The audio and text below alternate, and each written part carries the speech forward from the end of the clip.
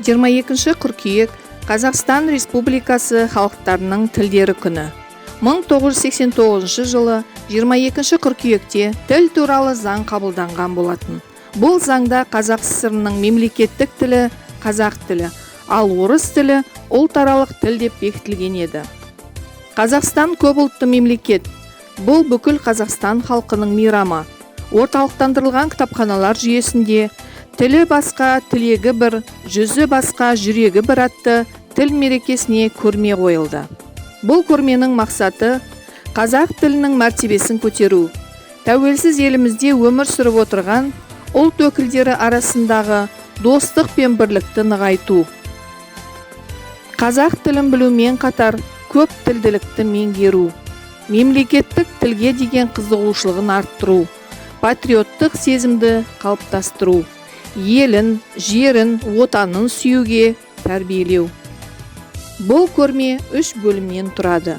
Бірінші бөлімде тіл тарихы туралы жазылған еңбектер, екінші бөлімде ғалымдар мен жазушылардың тіл туралы жазған еңбектері, үшінші бөлімде басқа ұлт өкілдерінің өз тілдерінен қазақ және орыс тілдеріне аударған еңбектері қойылған.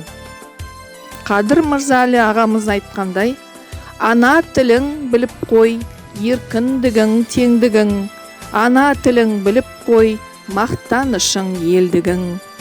Ана тілің арың бұл, ұятың боп тұр бетте, өзге тілдің бәрін біл, өз тіліңді құрметте. Қымбат маған ана тілім, бал тілім, қымбат маған дана тілім, ар тілім. Ақ сүтімен бірге сіңген бойыма, ана тілім ардақ тұтар алтыным. Ана тілін жырлап өткен талайлар, жырлап өткен Ибрай мен Абайлар. Қасиетті мен ана тілімде өшпес мәңгі алаулаған арай бар.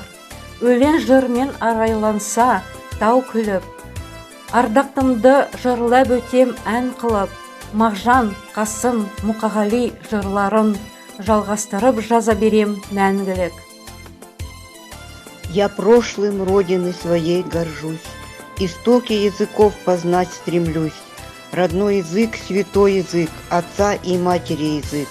Как ты прекрасен, целый мир в твоем богатстве я постиг.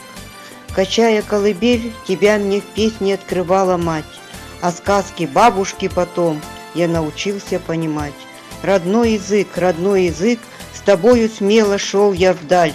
Ты радость возвышал мою, ты прославлял мою печаль.